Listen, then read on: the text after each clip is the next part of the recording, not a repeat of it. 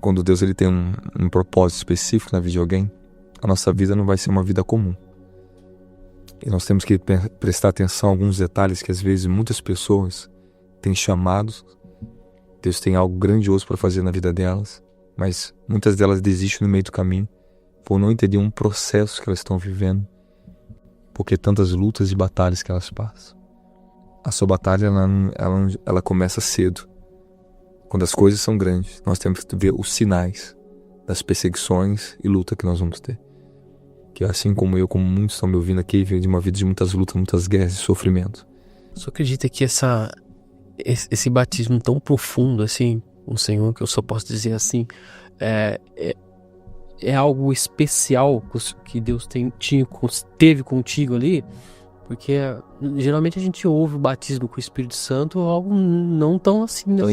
Intenso assim, né? Você acredita que é algo especial que Deus tinha contigo? O batismo de fogo, né? Eu fui não só batizado com o Espírito Santo, mas fui batizado também com fogo. Alguns, o que às vezes eles não entendem. A maioria das pessoas, elas são batizadas com o Espírito Santo. Elas têm evidência do falar em línguas. Mas isso não é o batismo de fogo. Eu fui batizado com o Espírito Santo, com a evidência de falar em línguas, eu profetizei e fui batizado com fogo. Eu tive uma sequência sobre a minha vida. Alguns recebem o Espírito Santo, mas às vezes de imediato eles não falam em línguas. Entende? Eles falam depois, eles acabam não desenvolvendo o dom, e na hora que eles são ministrados por outro ministro, eles não são movidos a liberar o dom de línguas. Então fica recluso, embora está nela, ela só tem que falar. Porque as línguas, ela é parte inerente do seu espírito, da sua nova natureza. Uma vez que o Espírito Santo ele vem sobre a sua vida, essa linguagem ela já está em você. Ela só vai ser ativada. O batismo, ele emerge a dimensão física, tangível, de alma, de corpo e espírito, dentro de uma mesma dimensão e te sela. Então você fica consciente fisicamente, mentalmente, física e espiritualmente da natureza e da presença do Deus vivo em você. Então, uma vez que uma pessoa é batizada com o Espírito Santo, é incontestável para ela a existência de Deus. É incontestável. O mundo todo pode falar que não existe Deus. Ela sabe que existe Deus. Porque o próprio Deus veio habitar naquela pessoa. Então você fala que é batismo com o Espírito Santo e com fogo. Sim. Então seriam coisas diferentes. Diferentes. Né? Qual é o efeito dos dois? Qual é a função dos dois? O batismo com o Espírito Santo, João capítulo 3, versículo 5. Jesus disse, é necessário que você, aquele que não nascer da água do Espírito, não pode entrar no reino de Deus. Ok? Esse é o batismo do novo nascimento. É o seu batismo chamado batismo de regeneração, que você recebe a imagem de Cristo pelo Espírito dentro de você. E está no livro de João capítulo 21, quando Jesus ressuscitou dentre os mortos, capítulo 20. Ele apareceu aos seus discípulos e disse, recebais o Espírito Santo. Ele assoprou o Espírito sobre os seus apóstolos. Ok? Se você voltar em Gênesis, no capítulo 2, versículo 4 em diante, quando o homem foi formado do barro, ok? Do pó da terra, do barro, da argila, Deus assoprou em suas narinas a nishimar, o fôlego de vida. Assoprou. Então Jesus, depois de ressuscitar, ele assoprou e disse, recebais o Espírito Santo. Então esse é o novo nascimento, é um sopro de Deus que você recebe. Isso é chamado a imagem de Cristo. Começa o nosso processo de nova criação. Ok? Livro de 2 Coríntios capítulo 5 diante fala sobre isso. Quem está em Cristo, nova criatura é, as coisas velhas já se passaram. Tudo se fez novo. Então, nós recebemos o sopro de Deus novamente. Aquele sopro que se perdeu no Éden por causa do pecado original. Jesus veio trazer esse fôlego de volta. Ele veio trazer o novo, chamado novo nascimento. Ele assopra de novo o ruach de Deus, o Espírito de Deus. Né? Ruach, palavra em hebraico, a fala do Espírito. Então, o batismo no Espírito Santo é o batismo da imagem, que você recebe a imagem de Cristo. Você começa a conhecer a presença de Deus dentro de você. É aquela fé que nasce, aquele amor, como você começa a entender o que é pecado, o que não é pecado. Você começa a ser guiado pelo Espírito de Deus através do novo Espírito que você recebeu. Então, seu Espírito nasce de novo. Está em livro de Ezequiel, capítulo 36, né? Sobre, e darei-lhes um novo Espírito, escreverei neles a minha lei na tábua do vosso coração, e darei a eles o meu ruach, o meu espírito. Então, você recebe um novo espírito, que é o seu novo homem interior. Você recebe a lei de Deus, a graça, ela deu o poder e a natureza no seu espírito de ser compatível com os caminhos e a lei de Deus. Então, o que era a lei de Moisés, né? A lei veio por Moisés, mas a graça e a verdade veio por intermédio de Jesus Cristo, como diz o livro de João. Então, quando a graça e a verdade, ela vem manifestar em você pelo novo nascimento, você recebe literalmente a compatibilidade completa com a justiça de Deus em você. Então você tem natureza, você tem compatibilidade com Deus. Esse é o novo nascimento que é chamado batismo com o Espírito. Agora, o batismo de fogo é o que Jesus disse em Atos capítulo 1, versículo 5 e versículo 8. Ele começa em versículo 5 falando para os discípulos: João, fique em Jerusalém, porque em poucos dias vocês receberão o revestimento de poder. Ele começa a falar em serem batizados. João batizou com água, mas em poucos dias vocês serão batizados com o Espírito Santo. Aí depois ele fala em versículo 8, Atos 1, 8. E recebereis poder ao descer sobre vós o Espírito Santo, serem minhas testemunhas. A palavra testemunhas ali em grego ali, meus mártires, ok? Pessoas destinadas para a morte, literalmente. Aqueles que são portadores do verdadeiro ser uma testemunha, não só testemunhar. Testemunhar, muitos podem fazer isso, até quem está em pecado, quem não tem Jesus, fala de Jesus, ok? Mas ser testemunha é carregar a sua semelhança. Aí entra o batismo de fogo, que é chamado revestimento de poder. E quando Jesus fala para eles receberam poder, a palavra em grego é dunamis. Dunamis é a capacitação sobrenatural que está além da natureza humana, além do poder humano. É o revestimento de poder. Então, o que é o batismo de fogo? Em Hebreus capítulo 1, versículo 7, a Bíblia diz: E faz dos seus anjos como vento, e dos seus ministros como labareda de fogo. Em Hebreus capítulo 12, versículo 29, diz: E Deus é um Deus de fogo, Ele é um fogo consumidor. Então, quando você recebe, você está numa labareda de fogo, em chamas, você recebe o batismo da semelhança de Deus, que é o revestimento de poder. Então, o que significa? Que agora sobre você repousa o poder vivo de Deus para operar no sobrenatural, para realizar as mesmas obras que Jesus realizou. Esse é o poder de fogo para você combater as obras do diabo, para expulsar demônios. Marcos capítulo 16, versículo 16: Em meu nome expulsarão demônios, falarão novas línguas, pegarão em serpentes, se beber alguma coisa mortífera, não farão dano algum, imporão as mãos sobre os enfermos e os curarão. Esse é o fogo que nos habilita a operar no ministério sobrenatural de Cristo e ter o poder para suportar guerras, tribulações e desfazer as obras do diabo na terra. É o batismo de fogo, é um batismo de ministério. Apóstolo, por que tem muitas pessoas, muitos cristãos que estão há anos na igreja e não recebem o batismo com o Espírito Santo? Porque não são ensinados. E quando são ensinados, a ênfase é pouca. Porque muitos ministérios não dão ênfase ao batismo com o Espírito Santo. Esse é o grande problema. Então, eles são aquilo que a fé, o tipo de fundamento que você recebe vai manifestar o tipo de fé que você tem. E o tipo de fé que você tem vai manifestar o tipo de vida espiritual que você tem. Então, quando você não tem um fundamento sólido, ensinado e intenso sobre isso, normalmente você não pode esperar o contrário daquilo que você ouve. Não pode esperar algo diferente. Então, o que elas estão ouvindo, o tipo de alimento que elas têm, é o que elas vão receber. Então, quando alguns pregam, ainda prega pouco, ensina pouco. O ministério do Espírito Santo, isso tem que ser mais ensinado, dado mais ênfase, para que elas possam ter a fé para receber e ser ensinadas a buscar o dom do Espírito Santo. Você acredita que o ambiente, então, ele influencia muito a pessoa? Muito. Você chega no ambiente de uma igreja, você não precisa nem falar tanto, porque o ambiente é tomado da glória.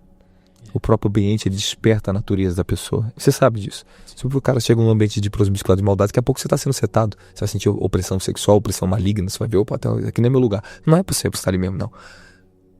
Não é para você estar ali. Você chega em um lugar santo, um lugar cheio de fogo, de glória, você vai sentir o que? Fogo, glória. Você vai começar a perceber isso.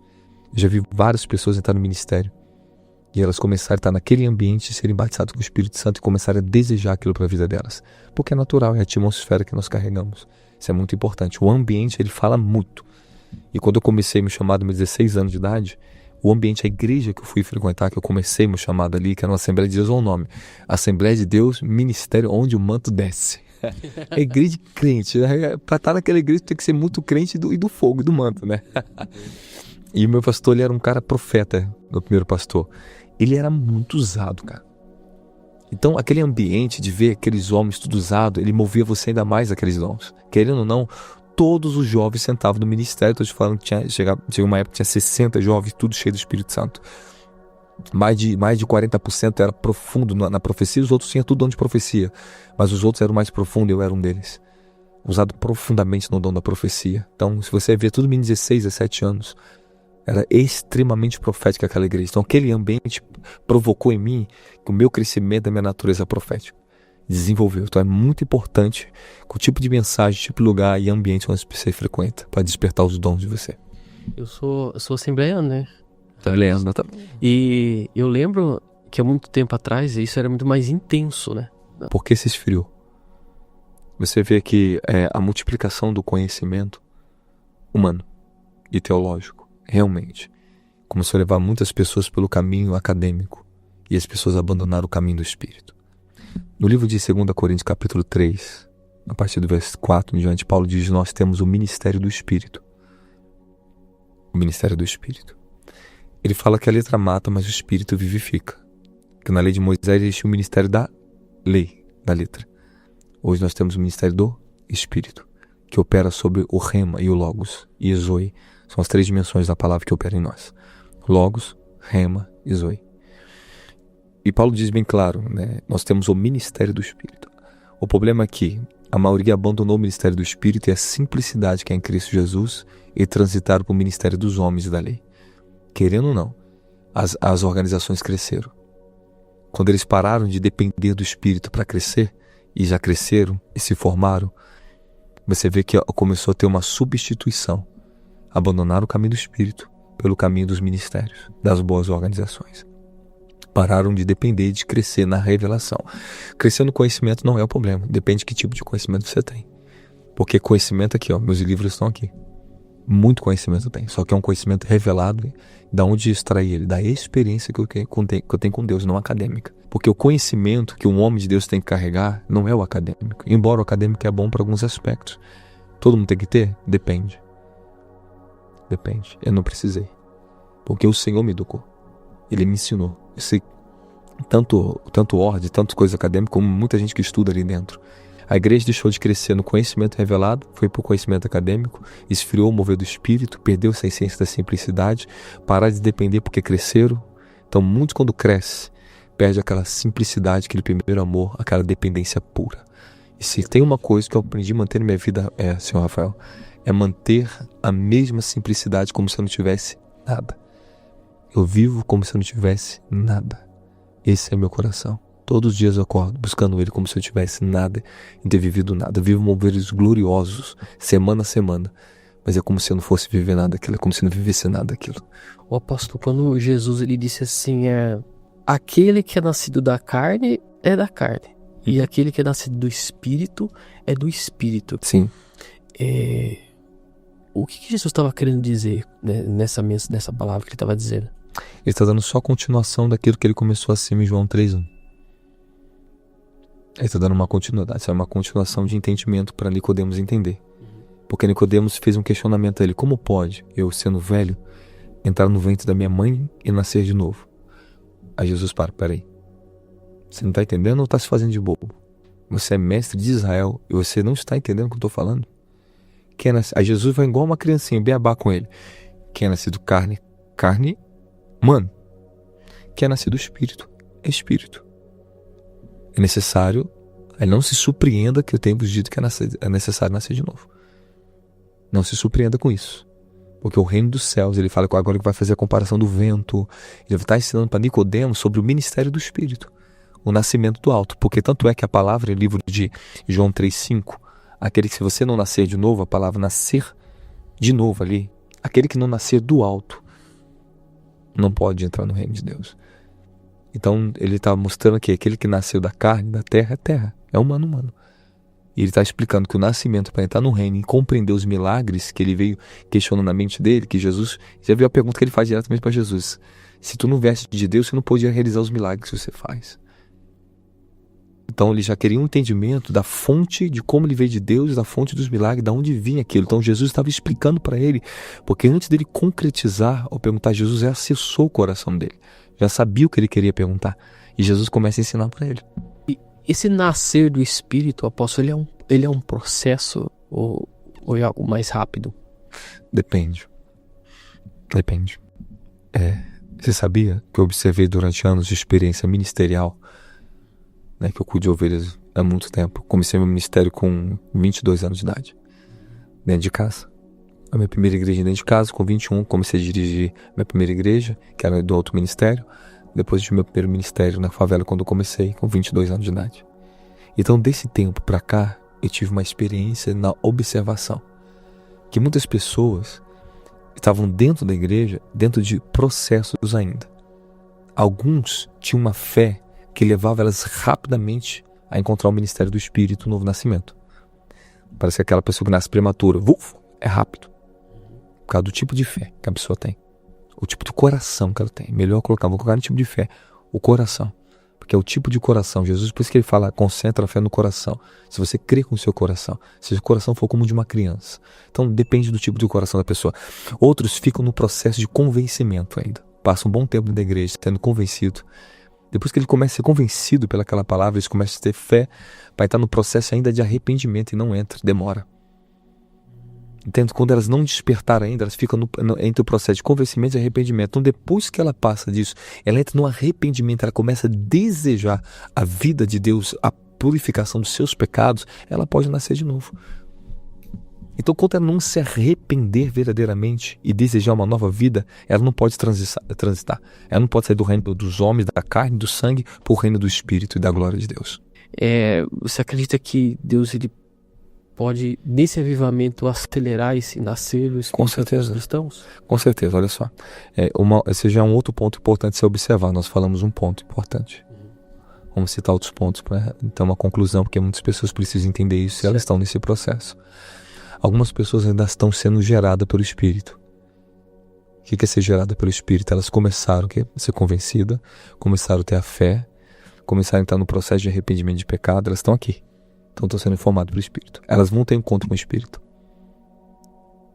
Entende? Elas vão ter encontro. Onde elas vão ser marcadas, seladas pelo Espírito Santo. Efésios 1:13. Desde que vocês ouviram a palavra da verdade, o evangelho que vos salvou, foram selados com o Espírito Santo da promessa que é a garantia da vossa herança, da possessão de Deus. Ok? Então, você recebe um selo, chamado selo do Espírito Santo. Então, quando uma pessoa nasce do Espírito, ela vai saber que ela nasceu do Espírito, porque é incontestável a experiência que nós temos quando nós encontramos o Espírito Santo. Quando o Senhor encontrou o Espírito Santo, o que aconteceu no seu coração? Você se desmanchou igual a água, filho. Seu coração começou a ser transformado. Porque esse é o processo, né? Deus dá o Espírito, Ele começa a trabalhar no nosso coração e começa a transformação da nossa vida. Agora, o avivamento. Mover de avivamento e o lugar onde você está e questão de novo nascimento.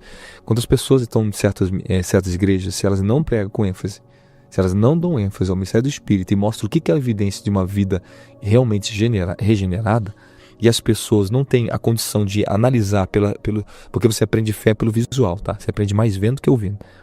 Você aprende muito pelos olhos, pelo que você está vendo. É muito importante. Igual uma criança, ela está aqui, observando tudo que está sendo feito. Então, quando uma criancinha não sabe ainda ouvir pelo Espírito, ela aprende o quê? Pelos olhos. Isso. Ela está observando você. Então, se eu estou na sua igreja, se eu ver normalidade em você, se eu vejo você pregando um evangelho somente baseado em doutrina, que não tem mover do Espírito, não tem evidência do Espírito, eu não vejo o dom do Espírito, eu não vejo sinais do Espírito, eu não vejo você falar em línguas, você é meu pastor. Eu não vejo uma movimentação na sua vida, eu tenho a tendência o quê? Ser igual a você e achar que o evangelho é o que você me demonstra. Porque eu sou uma criança. Eu não tinha outra experiência. Meu Deus, é forte, hein? Agora, onde tem igrejas que estão se movendo em um mover de reavivamento, até chegar ao avivamento, eu chamo de reavivamento, né? Embora a gente fale avivamento constantemente essa palavra. Mas quando chegar o avivamento, todos nós sabemos que vai chegar, que chegou. Embora eu estou vivendo debaixo de uma intensidade violenta de muitas manifestações da glória de Deus, e como diz no livro de 1 Coríntios capítulo 12, versículo 7, a manifestação do Espírito foi dada a cada um para o bem comum de todos. A manifestação do Espírito. Então, foi dada a cada um de nós. Então, se eu estou no ministério que eu não tenho a manifestação do Espírito, que eu não vejo evidência do Espírito, eu vou normalizar o Evangelho. Eu vou reduzir o Evangelho somente à doutrina, a um entendimento almático. Eu vou somatizar Deus na minha mente, na minha alma, como experiência mais teológica e doutrinária e de comunidade de igreja, né, conforme o comportamento, a conduta daquela igreja, do que a própria vida e experiência sobrenatural com o Espírito Santo. Agora, quando você está em um lugar onde se move no Espírito, não tem esse mover de avivamento, onde o ministério permite o mover e demonstram isso, tem essa tendência que as pessoas nasçam do Espírito muito mais rápido e queiram ter uma verdadeira experiência com Deus. E eu vejo que o Deus ele te usa muito para esse tempo de hoje, né? Sim. Qual que é a consequência para a nação do Brasil liberar o aborto aqui isso se intensificar mais aí, se for legalizado, né? Primeiro, entender o porquê o aborto ele foi tão espalhado no mundo, né? Muitas nações estão aceitando a lei do aborto. O que está acontecendo com a raça humana? Isso faz parte de uma doutrinação chamada doutrina da morte. A doutrinação da morte. Que isso veio desde das famílias americanas, Rockfield, etc. Né? Aí começa toda uma engenharia de pessoas envolvidas por trás de um pensamento que veio desde a ONU e nomes envolvidos de pessoas muito poderosas que começaram a desenvolver essas ideias, essas crenças, para trazer morte e destruição. O aborto, ele é uma das doutrinas da morte com uma ideologia de gênero também, transhumanismo, suicídio assistido, como tem na Suíça e vários países da Europa. E daqui a pouco, chegou ali do aborto, é só a primeira que vai entrando depois de outras, suicídio assistido, outras questões a mais que vão acontecendo. Tudo isso leva à morte, à destruição. Tá? Tem tudo um porquê por trás de onde vem isso e porquê. Sabemos que esse é o poder da morte, da destruição, é um poder do inferno. As consequências, elas não podem nem ser calculadas. As maldições por derramamento de sangue, existem algumas coisas que traz grandes maldições na terra e traz juízos severos na terra. E uma delas é o derramamento de sangue inocente, a quebra de aliança, a desonra contra pai e mãe, e a idolatria e imoralidade sexual. E o aborto está dentro da categoria do derramamento de sangue de inocente. Então, quando uma nação começa a legalizar a injustiça e a morte, nós estamos autorizando que esse trono se assente sobre a nação. Ele não somente vai atuar naquela área, mas a morte foi legalizada através de um vínculo. Ela não precisa de outros. Esse é o vínculo dela, o aborto. Então significa o quê? Que vai haver um aumento exponencial de mortes, de destruição, de todos os tipos de maldições que pode assolar a nossa nação por causa disso. Isso não é uma brincadeira. Esse é um dos poderes que veio dentro do satanismo. Essa doutrina da morte e do aborto, ela surgiu dentro do satanismo, da feitiçaria. Porque hoje o que gera mais poder dentro do satanismo, e isso aí não é eu que estou falando, isso aí é as histórias, eles mesmos falam e todo mundo sabe disso, é o derramar de sangue de animais e de seres humanos, mas principalmente de bebês, cada pureza. E o nível da injustiça, o grau dela é muito mais acentuado do que eu matar um ser humano, que já viveu, que já pecou. Estou falando de um ser humano puro, que ainda nem veio à vida. Então, as consequências são ilimitadas, incalculáveis. E as mulheres têm um papel muito importante para combater a lei do aborto, que são as mulheres cristãs, as mulheres justas, que tem que se reunir um grande movimento de gemidos de oração para derrubar esse espírito, que nós estamos falando como das forças mais poderosas que existe do inferno, que está vindo para lutar contra a nossa nação, que venceu os Estados Unidos, foi estabelecido nos Estados Unidos. Hoje, eu já fiz um estudo sobre isso, hoje praticamente eles são gastos mais de 456 milhões de reais em abortos clandestinos no Brasil. Por ano são milhares e milhares de bebês. Um dia eu tive uma experiência lá no Rio de Janeiro. Tinha uma pessoa que me atendia, uma doutora. Ela não é cristã, mas ela fazia um atendimento, foi uma indicação, mas uma mulher boa. Aí um dia estava no monte orando. Naquela madrugada o Senhor me leva em espírito para entrar dentro do consultório dela e ver o que ela fazia em oculto ali dentro. E o Senhor me revelou que ela fazia aborto. E era pago para ela fazer. Eu mandei uma mensagem para ela assim: a boca do inferno tem tragado as almas inocentes que você tem matado no seu consultório. E o sangue desses bebês estão clamando contra a senhora vai prestar conta no juízo final. Ela só falou assim: amém. Não falou mais nada comigo. Nunca mais conseguiu olhar para mim e chegar perto de mim. Ela falei: no momento certo, um dia eu vou lá, eu vou pregar para ela, porque Deus me revelou que ela fazia aborto clandestino. Eu também nunca mais entrei naquela clínica. E o propósito de Deus me colocar ali foi para confrontar isso nela. Hoje é financiado pelo governo. As redes de hospitais clandestinos que operam nisso, é muitos rios de dinheiro que operam atrás disso. Então é uma das coisas que nós temos que orar. Eu posso falar uma coisa que tive uma experiência. Nesse mesmo lugar onde eu estava orando no monte, eu lembro que o Senhor levantou meu espírito para mim orar. Eu tinha orado por crianças que são raptadas, por abortos, dessas questões. Eu estava gemendo no espírito, meu espírito gemia. Quando você entra em gemido no espírito, você entra no maior frequência que o céu ouve um homem na terra, os gemidos inexprimíveis. É a parte mais profunda da sua natureza, orando para Deus, a mais pura e a mais profunda que existe no seu ser. Eu estava naquele ponto, eu estava orando para as crianças, eu entrei em gemidos profundos, eu sentia muitas dores por ela. Quando eu entrei nisso, o Senhor me deu uma experiência, entrei em êxtase, tá, para a dimensão do espírito. Eu vi da América Latina, levantava-se só a cabeça do trono, que opera com aborto, rapto de crianças, tráfico de crianças, né? Quando eu levantava a cabeça daquele ser, ele olhava para mim e mesmo... Eu olhava de longe ele. O anjo falava assim para mim, até aqui, pare. Eu vou ter espírito. Me deu um pavor tão forte. Eu falei, Senhor, o que é isso, Senhor? O Senhor falou assim, não entre nessa guerra ainda, você não pode. Até aqui foi para você ver o tamanho disso. Isso não é brincadeira.